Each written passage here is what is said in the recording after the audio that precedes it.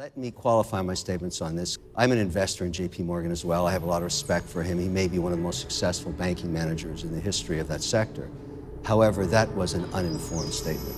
And it was not helpful at a time when we're trying to drive regulation through two different bills on the Hill right now.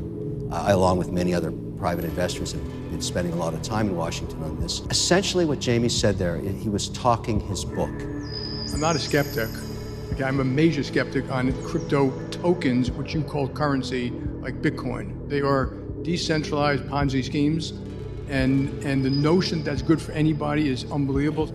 He feels threatened by some of this technology, particularly around payment systems, because banks make money transferring assets. It's a cost of friction in the system. It's time to get rid of that friction. And it's not important that banks be protected so that they can make fees from that friction. When you transfer the US dollar into the Swiss franc to buy Nestle on the Zurich exchange, these banks add zero value. There's no value created in ACH transfer fees. If we could use a stable coin that was regulated and approved by both sides of that transaction, it would be more transparent, it would be much faster, it would definitely be more productive, but above all, I would save millions of dollars, and so would everybody else. I can't wait till we can do that, because that kind of innovation should be supported, and it is, and that's why we're all here. This isn't about, speculation on asset price. This is about reducing the fees of how the world's economies work. More transparent, more productive, completely auditable, regulated, but less expensive. So does Jamie Dimon feel threatened? You're damn right he does. That's a big part of how he makes money. Too bad.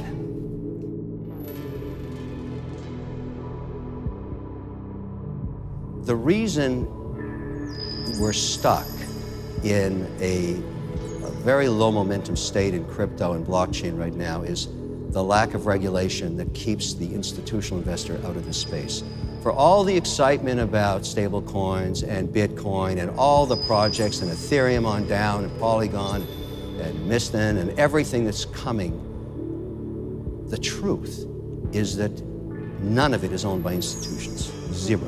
And so everybody likes to say, yeah, that's not, but sovereign wealth and pension that I service in the indexing business, and there's many people that do what I do, we create indices so that they can invest capital.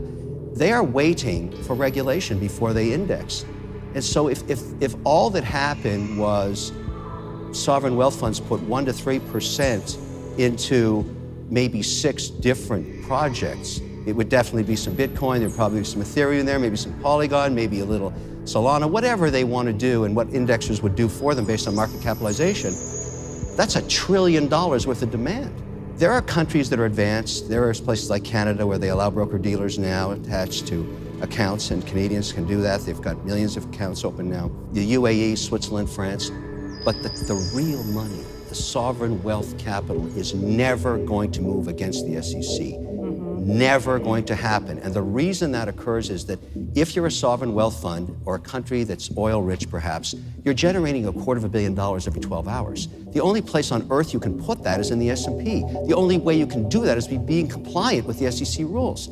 They are never going to make a move against the SEC in any way until these rules have been determined. So we are being kept out of institutional capital, and Bitcoin is not going to trade above $22,000 until we get policy. The better way to look at this, I think, is the Luna crash, the other companies that were lenders that went bankrupt. In a way, you should look at that optimistically, because what's happening here in this last 9 months is we're scraping the patina and we're removing the idiot management teams out of the market. All these bankrupt ideas will not come back. Because they were tested and they didn't work. And that's an important way to build a nascent industry. So the litigators will litigate over the assets and the lawyers will sue everybody, and that's okay, because now the remaining players are being strengthened by the fact they're still in business. They're able to raise capital to the extent they're doing that. The idiots are gone. What's wrong with that? And I think we start now, even though we're in a crypto winter, at a much better place. I've put money in harm's way in crypto across now almost 50 projects.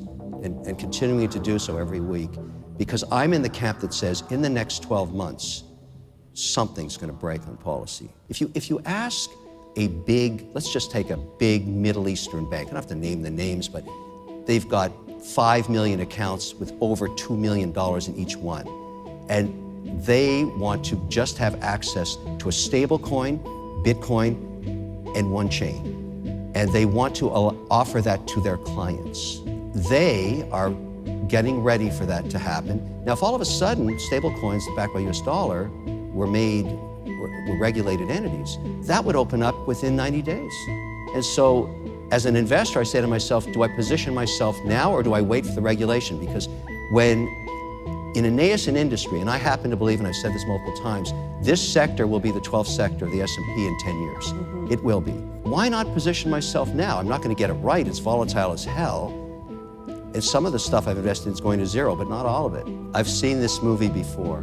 The time to be putting capital to work is when there's blood rushing through the streets.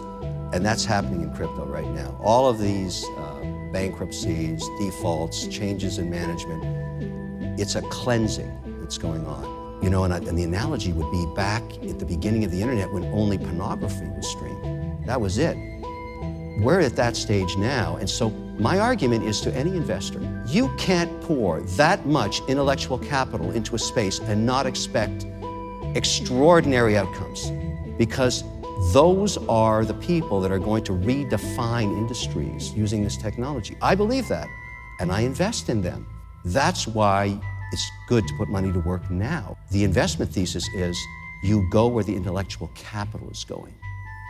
That's why a 20% allocation of crypto at this point, at these prices, is a very good idea.